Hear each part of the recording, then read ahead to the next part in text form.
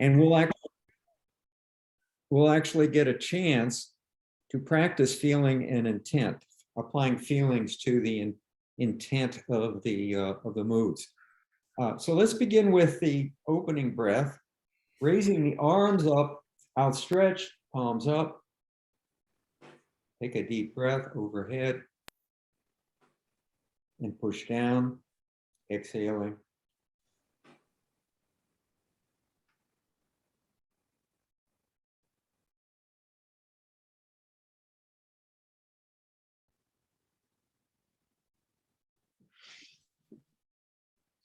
Bringing the hands up, outstretched. Turn the palms facing up and push. Relax the shoulders, come up. Turn the palms facing in and pull. Inhale, this is a stretch. Turn the palms facing out, push, exhale. Open the palms up facing each other. Expand, stretch out to the back. Arms stretched out straight, and then collapse, arms straight. Forward, holding the energy ball. And just continue this motion. Inhale. Push, exhale. Stretch. Relax.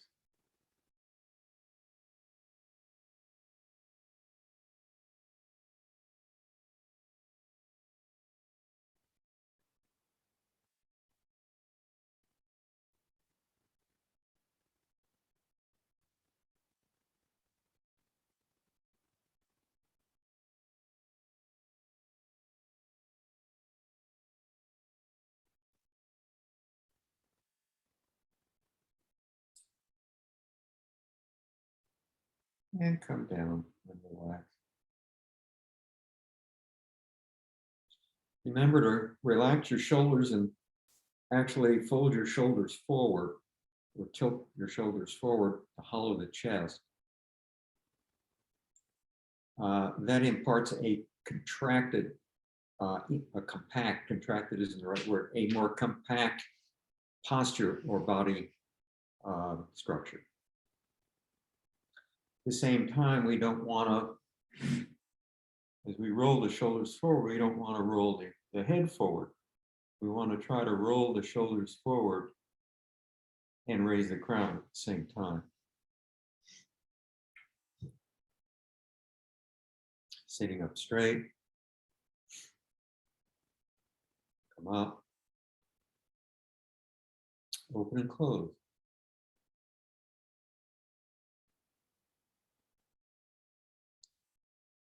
Roll the hands in opposite directions. So you're turning the hands in opposite directions.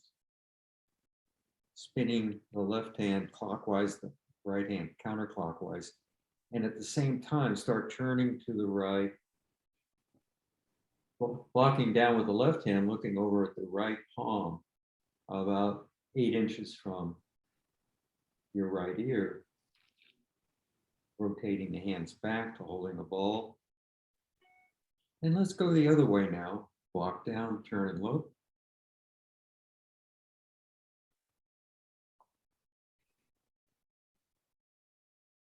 As we turn, we're stretching, so we want to inhale. We relax the center, we exhale.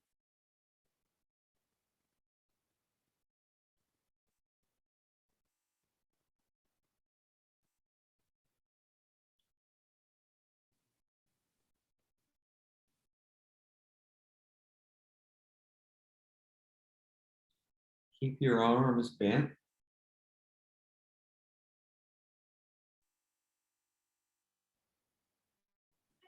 Kind of like you're holding a barrel. This is a movement called pump. It's also known as ward off.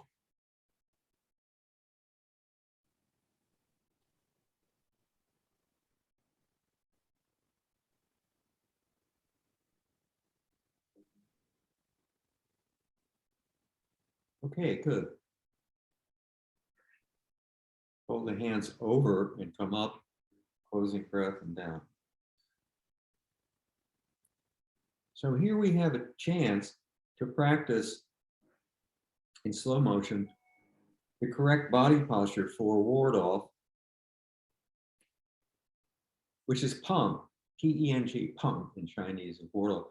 And it's actually probably the of the 8 energies that they're called energies, but they're ways of using your hands for self-defense. The 8 energies, I think we went over the 8 energies last week. The first one is peng, and it's number 1 because it's the primary move in Tai Chi. Almost many moves, most moves in Tai Chi, we talk about martial applications, involve a warding off or deflection rather than an attack. And so a deflection will be followed with another movement. And so this is important. And so this is an important exercise to get that feeling of pump. All right. It's also described as an upward motion.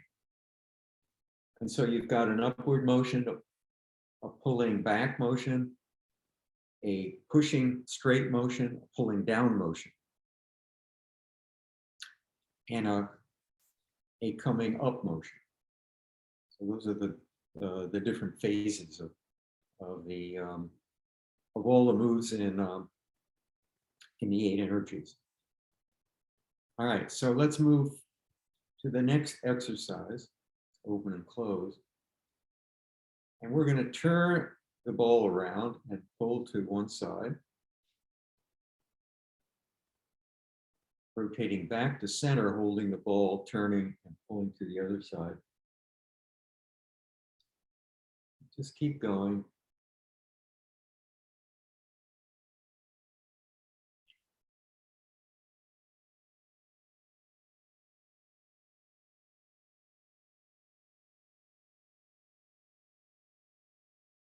This lower hand, as it moves across, you should feel a pushing motion, pushing feeling.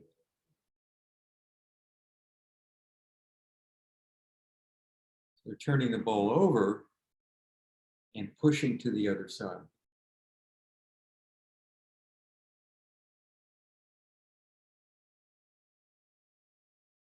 Try to imagine that your waist is driving the movement, which means that your waist initiates the movement moments before the hands turn. The waist is already starting to move in the other direction.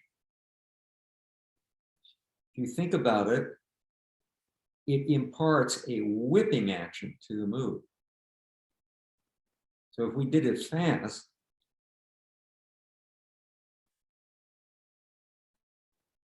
you get this spiraling sensation initiated by the, actually from the dantian to the waist and then to the arms and the hands. So here again, we have that analogy of the arms and the hands similar to the wheels on a cart, and the waist is the axle. So the axle actually controls the movement of the wheel. All right. And now let's push to one side, push to the other side, both fingers pointing forward. We initiate this move by turning the hands facing the other direction. We push out and across with one hand. We pull in and back with the other hand, pushing the shoulder straight back. So this is a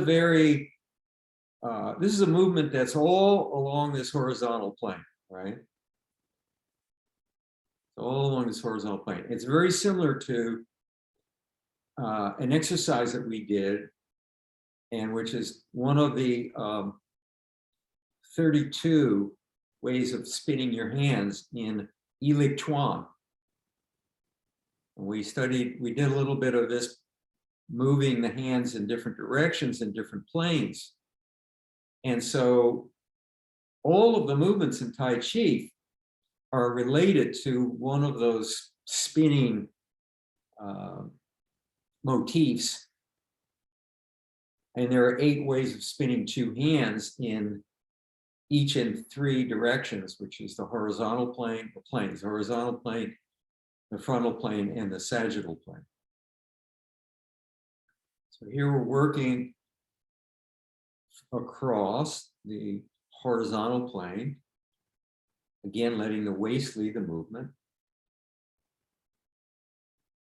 And if we slow it down, it becomes a Qigong exercise. Relax your shoulders.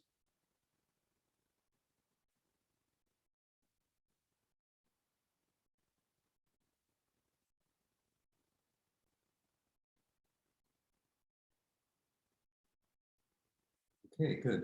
Now, if you think about it, everything we've done so far pretty much involves twisting and turning around the spine. Well, obviously, that's terrific exercise for the spine. But at the same time, the kidneys are back here. And by twisting and turning, you're squishing blood in and out of your kidneys and energizing your kidneys. You're exercising the internal organs.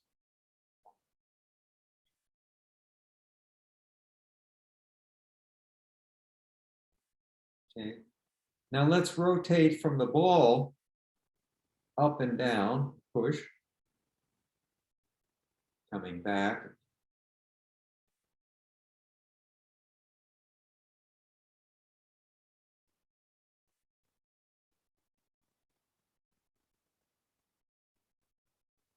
So this turning and twisting in one direction and then the other direction, these are mirror images of each other, is another feature of Tai Chi, which is based on the yin and yang theory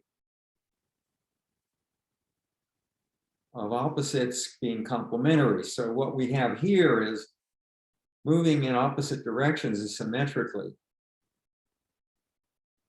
following those principles. Balance, harmony.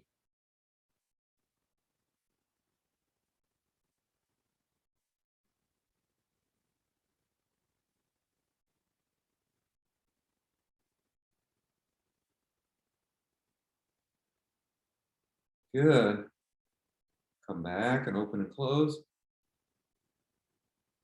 Come down. And now bringing your arms up, making a fist, both hands, drawing the fist back, heart of the fist up at your waistline. I'm going to turn for this. Drawing your shoulders down, tuck your chin in. And we're going to jab out, rotating the fist over 180 degrees from heart up to heart down. At the same time, we're going to kick with the other leg. Kick out as far as you can, either using a toe kick, which is an extension of the foot with the toe pointed up,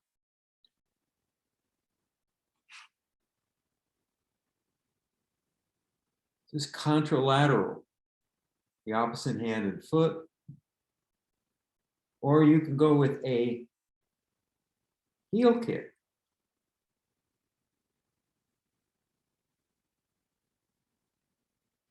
Bringing the thigh up, flexing the heel out, kicking with the heel and punching at the same time.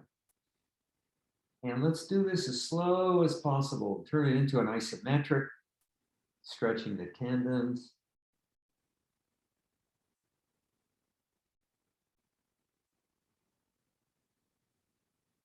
Flexing the muscles in our thighs, quadriceps.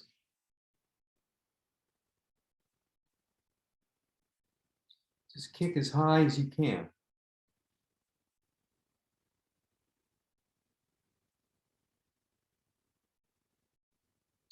Two more.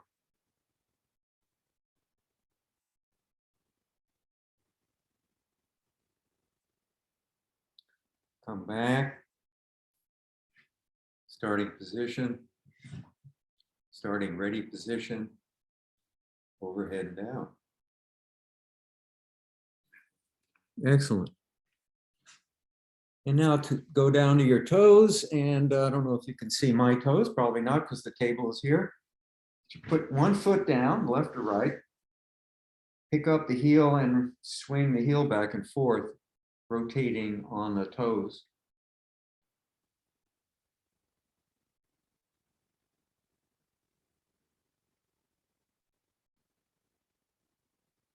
And side to side.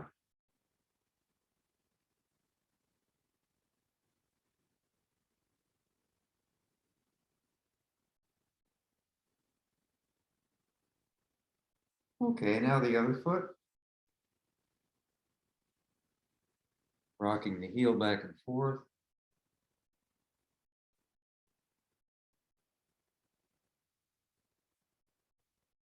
And side to side.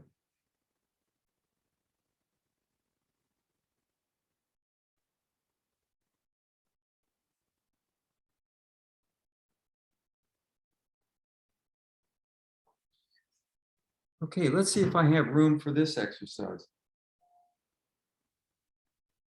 How many people are sitting in chairs without armrests? Let me put it this way. How many people are sitting in chairs with armrests?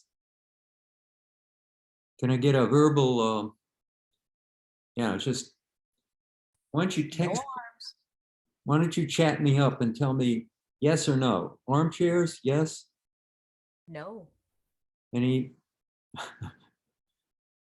armchairs? No, I take that as no armchairs. Okay, that means we can do this exercise. Now, this is a really good exercise that I learned from a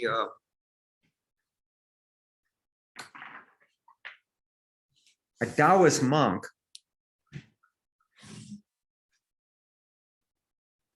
in Oakland. And you need to have a little bit of room to do this. And if you can stand up, it's actually easier. But I'm going to do it sitting down. So what we're going to do is put your arms at your side, sit up straight, and you're going to rotate so that your chest is turning to the left.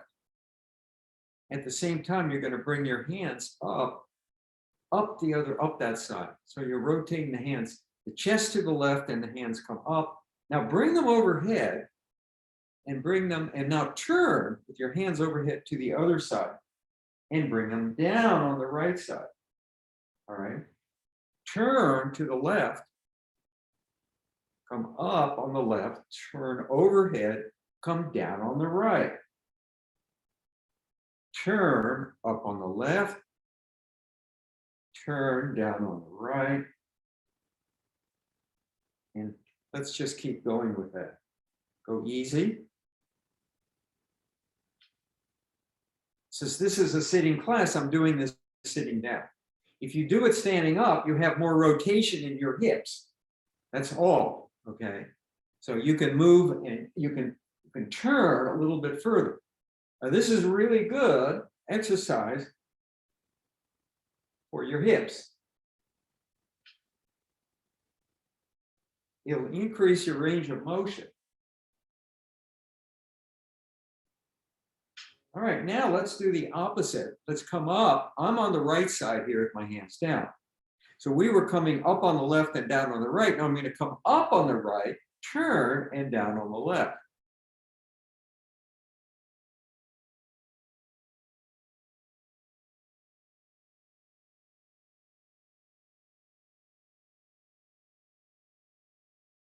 Up on the right, over, down on the left. Turn, face the right, overhead, turn to the left, face the left, down.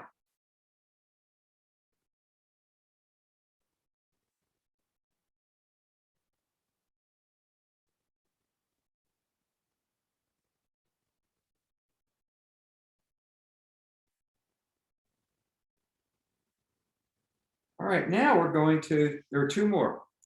We're going to come up the sides, facing forward. Turn to the left and come down. Face forward, come up, come down on the right. face forward, come up the sides, turn to the left, come down on the left, turn forward, the hands down, come up, turn right, come down on the right, and so on and so forth. So you're coming down on both sides and coming up when you're facing straight. And there's one more, which is coming, instead of coming up and turning and coming down, it's coming down and turning and coming up. So facing forward, come down, turn, come up. Facing forward, come down, turn, come up.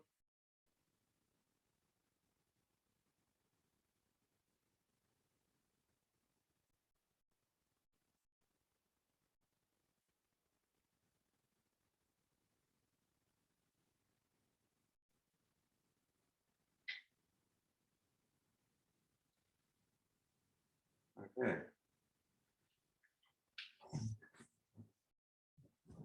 So this is an exercise that's popular among people practicing Shaolin in the Shaolin temples. That's where it's from.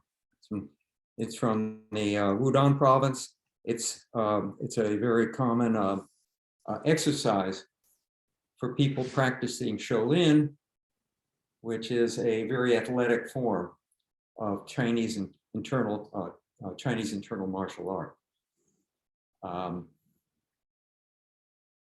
So if you like that, let me know. We'll do some more of it. All right, so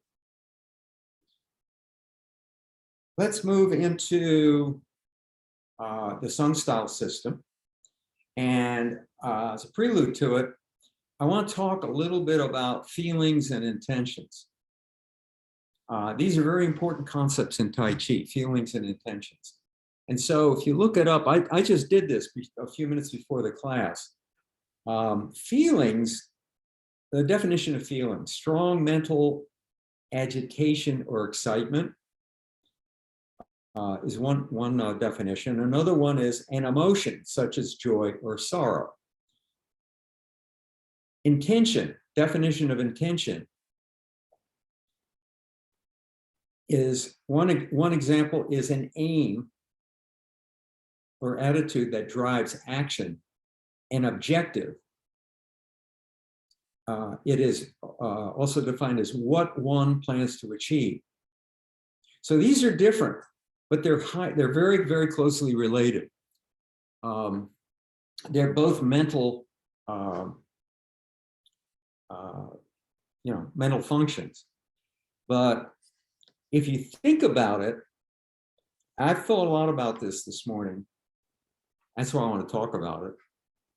Is feelings come first. This is all taking place in the mind, but feelings come first. You have a feeling, either it could be a positive feeling or negative feeling, good feeling or bad feeling. Then that initiates an intention, whose objective it is to do something with that feeling, to materialize something, or you might look at it as work of some sort to get something done. And with respect to Tai Chi, and really anything for that matter, without having the right feeling, in Buddhism, they talk about right action, right this and right that. That's a really important part of Buddhism. Is without the right feeling, you will make your chances of making an appropriate action are slimmer. Or putting it the other way around, if you have the right feeling, then the action will be appropriate, and you will achieve what it is you intend to do. All right. So what I thought we'd do as an exercise is go through each of the movements in the Sun style. This is a good way we're going to be able to review each of the movements. But this time, we're going to try to be aware of what we're feeling And I won't talk about the objective because the objective can be many different things. Okay, so the feeling is the same, but the objective can be a martial intention, the result of a martial intention to protect yourself or to deal with a hostile situation. It could involve the intention of relaxing the mind. And it can also be intended to improve your health. All right, so those are the three benefits. Those are the major benefits or uses of Tai Chi: martial, for health purposes, and for relaxation. And so we'll leave that part out, what it is you plan to achieve, because that can be a variety of things. But the intention, interestingly enough, is really the same.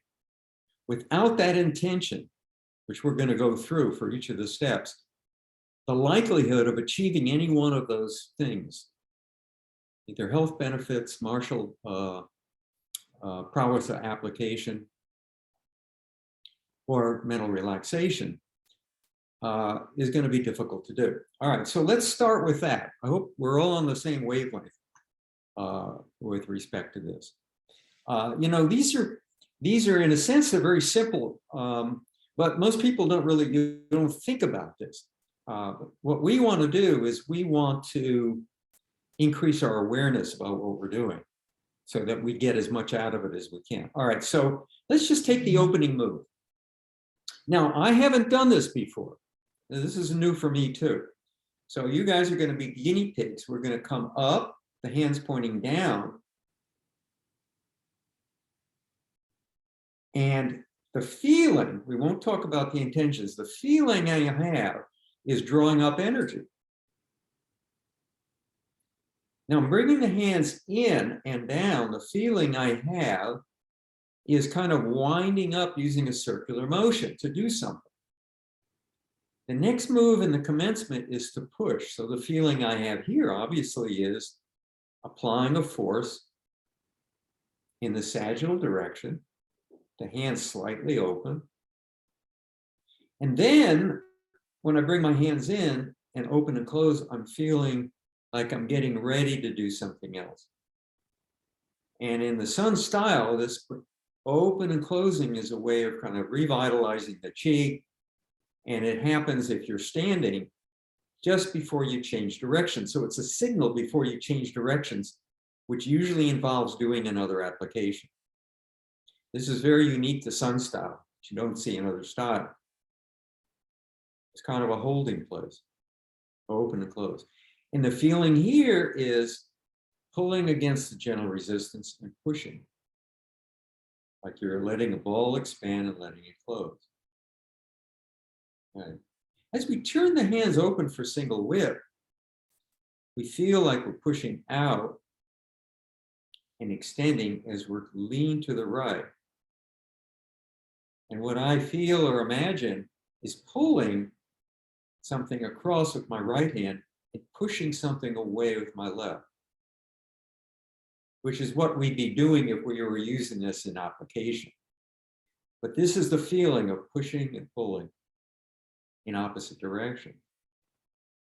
And then when I set up for cloud hands, bringing my right hand down over, setting up underneath the left elbow, I have this circular feeling, getting ready to do something as I switch and pull across. And when you pull across, you want to feel like you're driving these hands across from left to right by sinking down into your left buttock. If you were standing, you'd be sinking down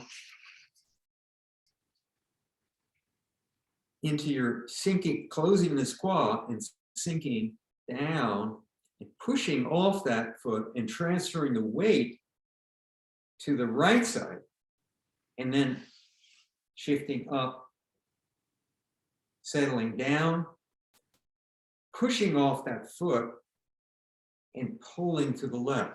Since we're sitting, not standing, we have to use our other parts of our body, and we're going to use our butts one cheek or the other, to feel like we're pushing across until we get to the other side.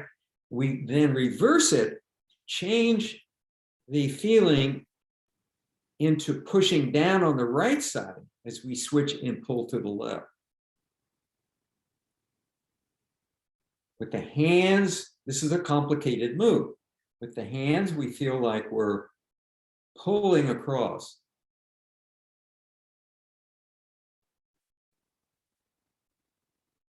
Sometimes the intent here isn't obvious.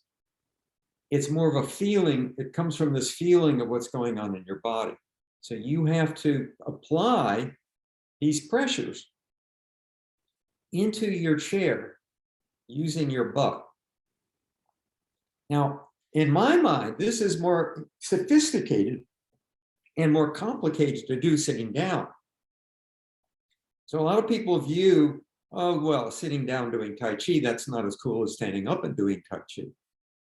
But when you're sitting down, it requires you to really focus on those principles in order to get that feeling to make something happen.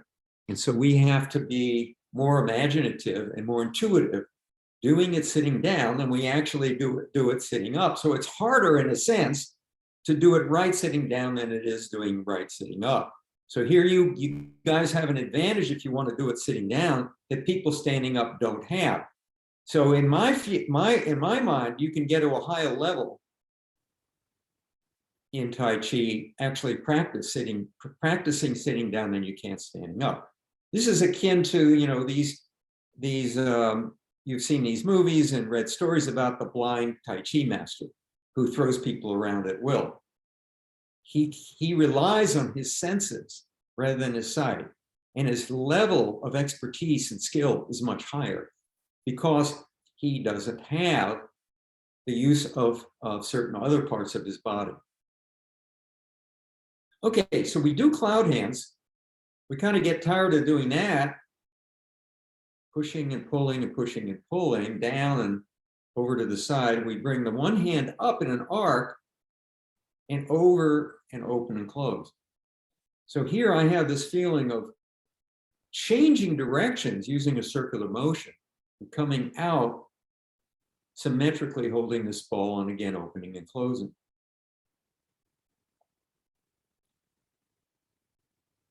Okay, now we're going to do the next move, you know, as you recall, is brush knee. And to do brush knee, we set up like so. So we're going to turn the hands to the right.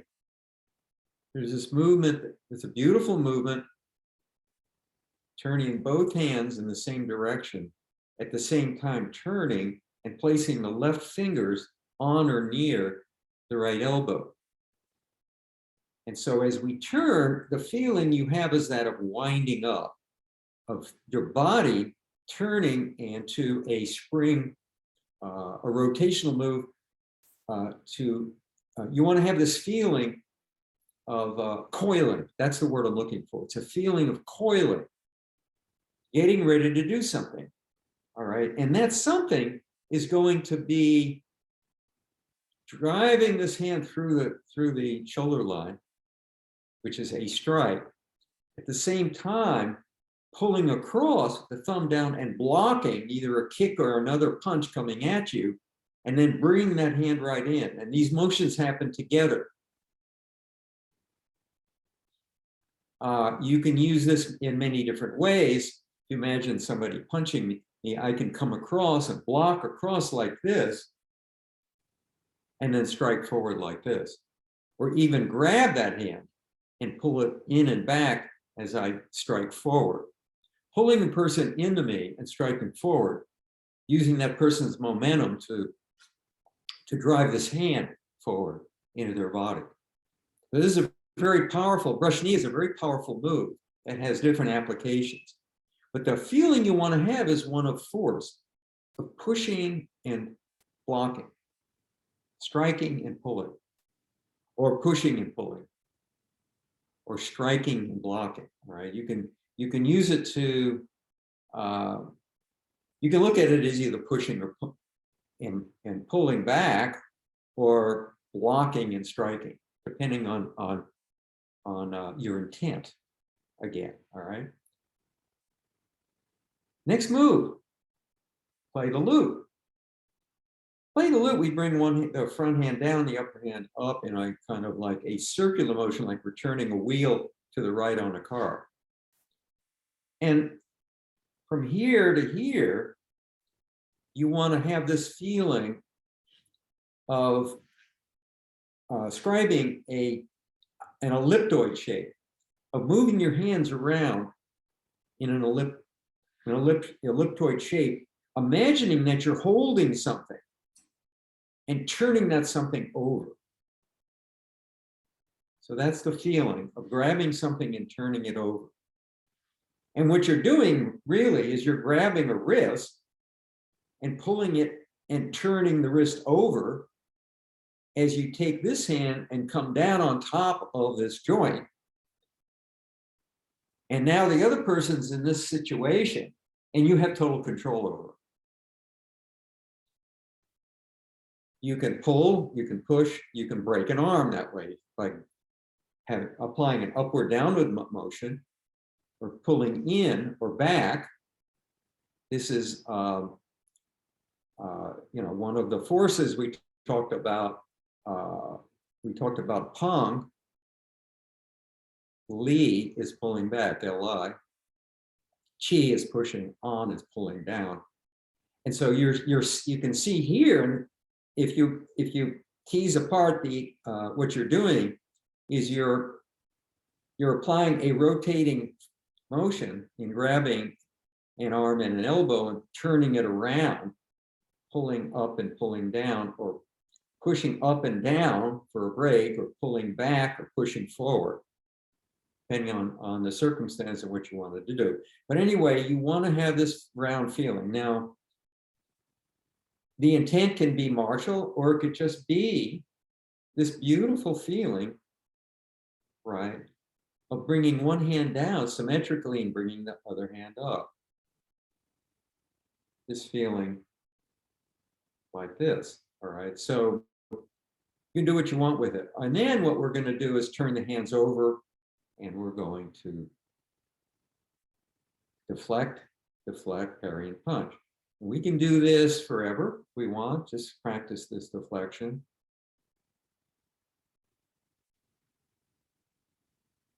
Again, beautiful symmetrical movement that calms the mind, exercises the hands. And if we want to use this for something, I'm going to grab an elbow. I'm going to grab a wrist and pull it in. And then I'm going to bring this hand in and around underneath an armpit, step around and back of that in front of that person and push them over. Or come in under an armpit, bring the arm down and bring the arm up under the armpit and cause damage to an arm. Okay, so I'm just mentioning these things. Some of you may not like to hear the martial side of things, others of you do. And that's why I'm giving you a choice here. All right, so the choice here is just go with the flow and the feeling, or imagine you're grabbing, coming under an armpit and then doing something else. All right, so we come to the right, to the left. We're on the right side here. I'm going to ask you to leave the front hand open because I prefer this, which is going to be a parry and a punch. I prefer this rather than grabbing a wrist and pulling it over. It's slapping a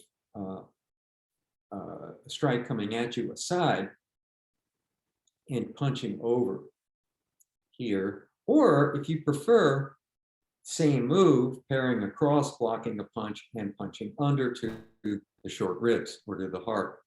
Sifu, that slap is called a pak, P-A-K. Pak, the slap across is a pak, P-A-K. It's a pak move.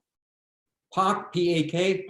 P-A-K. It's used in Wing Chun, but it's the same Chinese word. It's a palm move. It's a palm slap block. Oh, okay, Pak. Mm-hmm. How is it spelled? P-A-K. Oh, okay. All right, well, thanks. I didn't know that. It's really important. It's really an important move, and it's very effective because you've got a lot of real estate here, and the chances of missing are almost nil. Okay, well, thank you for that, Chad. So Chad is saying this is called a POC. It's a deflection or a parry, if you will, followed by some other move. Could be followed by a punch. It could be followed by coming up using the palm of the hand. It could be followed by this kind of move, which is more of a, I don't know, it could be a Wing Chun move, but this is from, this is actually from, there's an exercise you can do it this way. It's not Tai Chi, it's Shaolin, where you're blocking down and then coming up like this. And this is kind of a nice exercise to do. But anyway, we're kind of getting off the tangent, a tangent here.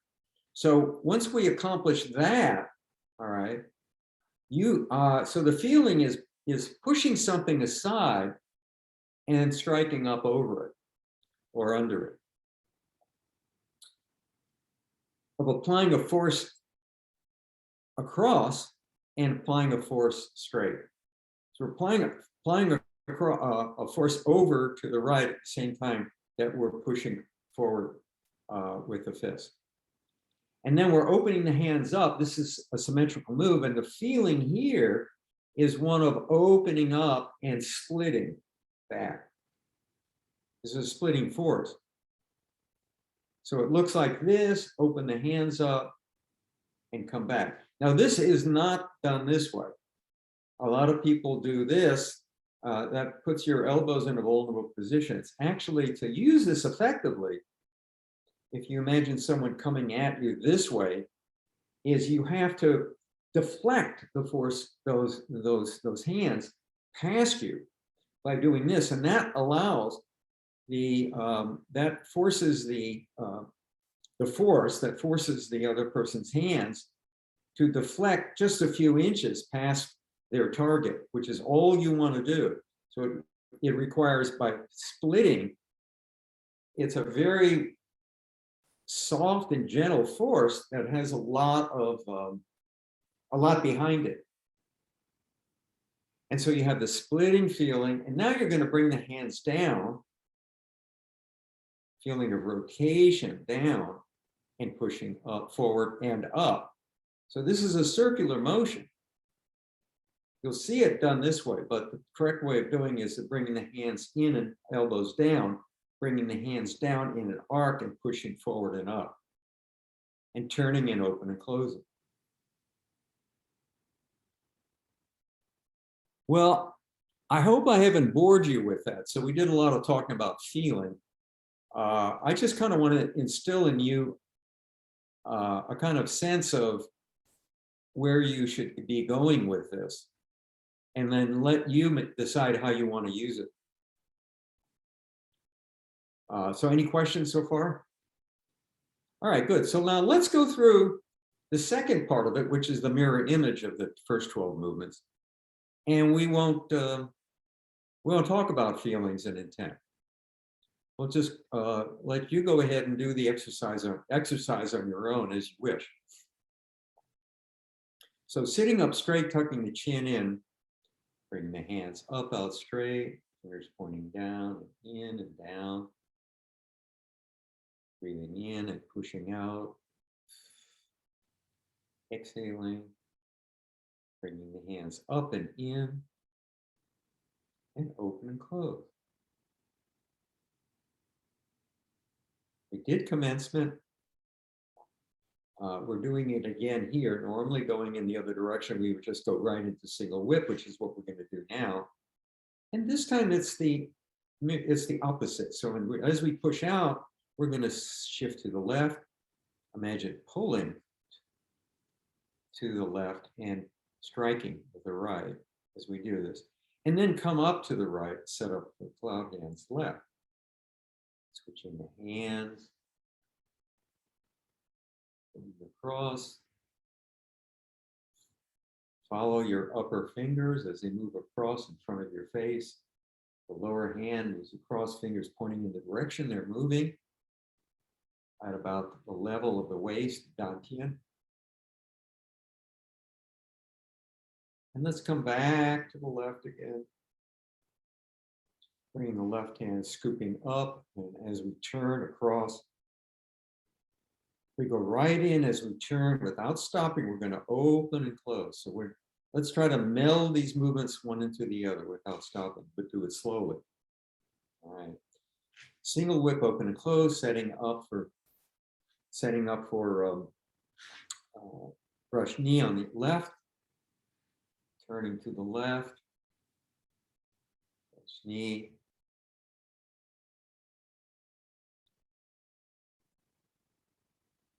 Play the lute. This time right hand up, left hand down. Turn the hands over, facing each other, lower hand up. Deflect 1, deflect 2. Make a fist with the lower hand. Bring the right hand across and punch. Open the hands up. Shift back, elbows down, calling block. Push down and out, push. Come in and open and close. One more brush knee in that direction. Same type of brush knee.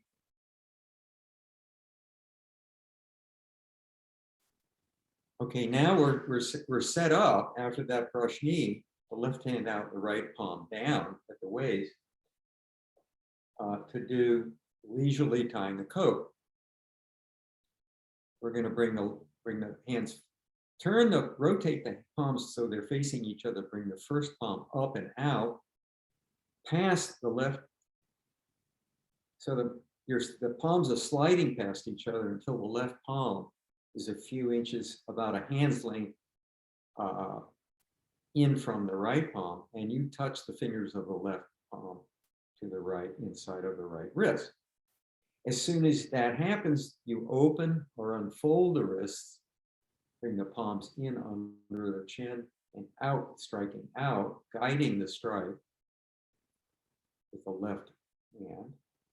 Fingers still attached. Swing over to the right, turn as far as you can, look where in the direction you're going. Swivel the right palm around under the chin, palm facing up like you're holding the tray.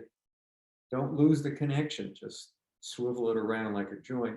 The left finger still attached to the right wrist. And now you're in a position to push. And again, you imagine you're pushing down and up. Open the palms up facing each other, bring them in. That great deep breath and open and close. So when you open and close, just open just inside shoulder line and close just about just past the shoulder line. You don't want to get it too close or too far open. You want to keep that energy flowing in your body. And if you're too far open, you're going to lose it, or too far closed, you're constricted. So we do one more single whip to set up for the next move, which is punch under elbow. And you'll see why we do the single whip. So there's a reason for in most cases, there's a reason for the order of these movements, because one leads into the other. So eventually what we want to do is be in this position. And to get in that position, we want to get the hands. Okay, we want to get the hands in the right position in order to be able to do this. And so if we do our single whip, now we can bring this right hand down in an arc from this position, making the fist would bring it down in an arc and around. So this is a circular motion. And it really looks like this.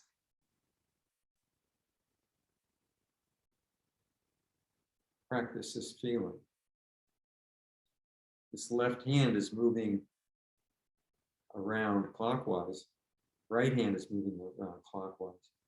And that gets you in a position that gets the hand moving in a whip-like action, so that when you do this, you can apply more force, and then you're bringing this hand in around and through. So this feeling is bringing it around in the back through. And where was I? And this one here is turning and pushing across. So we single whip, get that whip-like action going, block and strike. And now I'm going to strike under. And remember, the last two times we struck over or under. And here, as I come around, I'm going to strike. I'm going to come up and block this way. I'm going to block higher, right? So I'm going to block higher, and I'm going to punch lower under this elbow, accomplishing the same thing, blocking the strike aside, but punching down into the stomach or the solar plexus or the heart, under the elbow.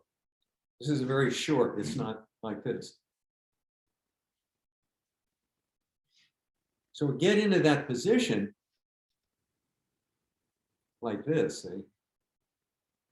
Turning, making a fist, bringing this around in an arc like we're grabbing something, and then turning our waist and punching through using the waist.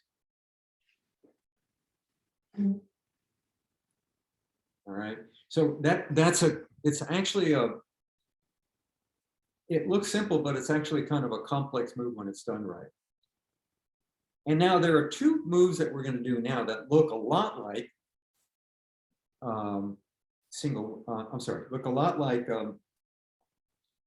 brush knee, but instead of blocking and pushing, we're going to be grabbing and pulling.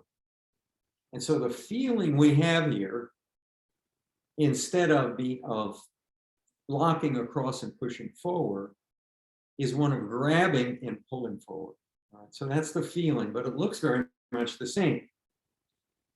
And so we're going to open and close. Normally this is done to the left and to the right, but that's very hard to do sitting down. So we're going to do both moves forward on the right side and the left side, which makes just as much sense if we want to grab something in the back and pull it forward from the right side or the left side. And so this isn't, this stuff we're doing isn't some kind of, I don't want to use that word. It's not, kind of one of these sissy kind of Tai Chi derivatives. This is the real thing. We're just doing it sitting down, all right? So what we're going to do is we're going to open and close, and we're going to do this forward. And this is going to be, this is called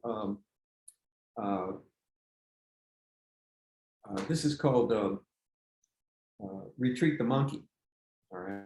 So we're going to turn to the right, just like we're doing brush knee and brush knee. The feeling like we're grabbing something with this back right hand and grabbing something with a wrist with the left, grabbing a joint with an elbow with the right hand, grabbing a wrist with the forehand. But we leave the hands open, the intent is there. And we're just going to do brush knee. We're pulling something forward and letting it go by us. And we just go to the other side, just set up like you're setting up for brush knee on the other side, and do the same movement with the feeling of pulling rather than pushing. All right. So basically, again, we open and close, repulse the monkey, turn to the side, like brush knee, turn to the side, grab and pull, like brush knee. All right. So, so now we're here. All right. We got one more thing to do. So we went 1, 2. We've got to get back in position to get this hand down here to do the reverse of leisurely tying the coat, which is bringing the left hand up. So that forces us to do one more brush knee. And so this is why I'm saying when they, Sun Lu-Ten made this up, he didn't just say, oh, I'm going to do another brush knee. You have to do another brush knee to get into that position, unless you stop doing everything and just go to that position. But we don't want to do this. We want to maintain the integrity of the system. All right, so we did one, we did two repulse the monkeys, and now we're going to set up and we're going to do one more brush knee with the intent of blocking and pushing. And now we're in a position to do the mirror image of leisurely tying the coat. We're doing it on the left side rather than the right side. Everyone with me? Good. One of the few times that I'm actually been able to make this end the session on time. All right, so I'm here like this. Remember, left hand down, palm down, right hand out. It's exactly the same, but on the other side, you turn the palms over so they're facing each other. It's as if you're pulling a gun out of a holster and pushing it forward as you pull the right hand back, touching the right fingers to the inside of the left wrist, just like before. Now the hands are out here, and we're going to turn the palms over and bringing up. This time, the right fingers are touching the inside of the left wrist rather than the other way around. We strike out, and now just turn all the way, arms outstretched, don't lock your joints, a little bit of flex in the arms. You want to strike across or pull across, a feeling of expansive feeling of pulling across. It's almost like this, coming back under as we turn the body with the hands forward and push, pushing down and out, pull in and open and close.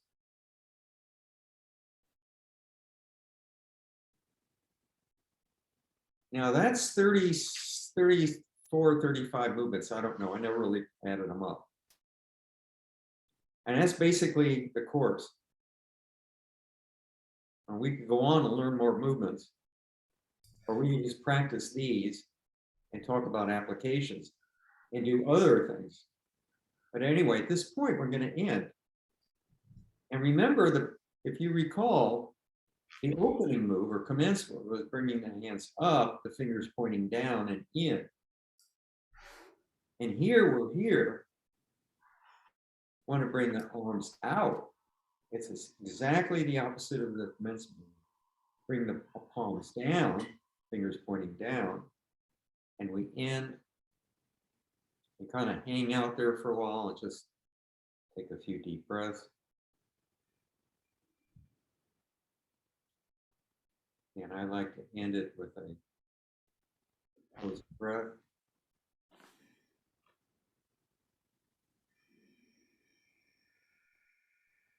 Good.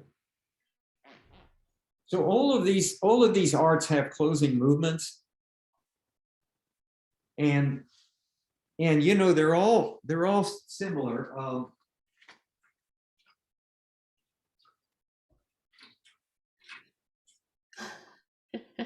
Look at the Chen style. This is Chen style now. Chen is the original style. And at the end, let's see if I can do this here. I'm going to come back, step back, and I'm going to sweep back. And now here's the ending.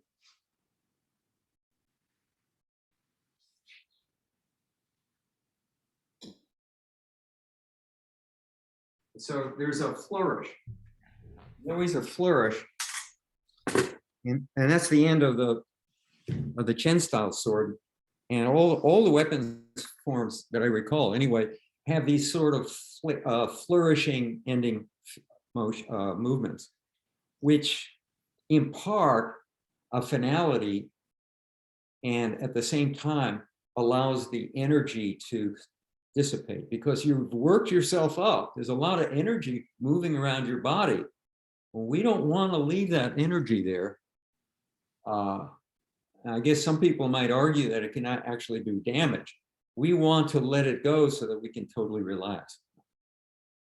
And so as we start up, we're bringing energy up, and we end coming down, we let the energy go. And then I like to end it with this kind of closing breath. Take a nice deep breath. And so that's my sort of addition to this. You don't need to do that. All right. So quick questions, anybody? Diana? I do. Ralph, often you and Chad end the whole session like this. What is that? Just This here? yeah, what does that mean? It's a bow. It's a show of respect. It's showing that this hand, which is martial, is covered by this hand, which comes from a Buddhist tradition of bowing. So you have one hand, it covers the palm, and it's a show of respect. Or when you have friends that are closer, you can also turn your hands this way. But in a martial, in this pin you, if I can find you. Yeah, I'm going to pin you this way. But in a martial sense, it's left hand covers right, and then there are actually stories behind it that are connected with the Dharma or the Bodhidharma in Sanskrit. But what it's saying is, this is my hand, and although I'm trained and I have martial skill, it's tempered by this. And that is the show of respect. So it is a show of respect and reverence. But Sifu, I did want to say, I really appreciate the Sun style because it is so therapeutic, and maybe it's a way for us as a class to think about it, because different people have different ability to do different things. And if you think about it, you're working each side of the body equally. Same opening, closing, you're working it. Whereas like in Yang, you don't have that as much. But I never had an experience in the Sun style prior to studying with you. And I find it so therapeutic.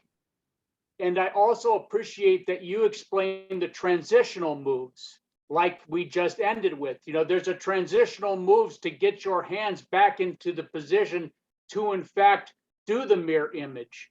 So it's a way to look at it. Is the Sun form that we do is a complete therapy session. It really is. And I have seen it to be very rehabilitative for me, and maybe other people feel the same way. I'm not sure, but I really appreciate it. Thank you, Chad. Everything you said is true, and you said it better than I could have. I appreciate that. My pleasure. I really appreciate your instruction, and I love being a part of the class and sharing with all of these people. Thank you, Chad. All right, any other questions or comments? All right, so let's end with this. Yeah. Strength and respect, and we'll see everyone next week. Bye, everybody. Have a great day. Bye. Thank Thank you. you. Thank you, Ralph.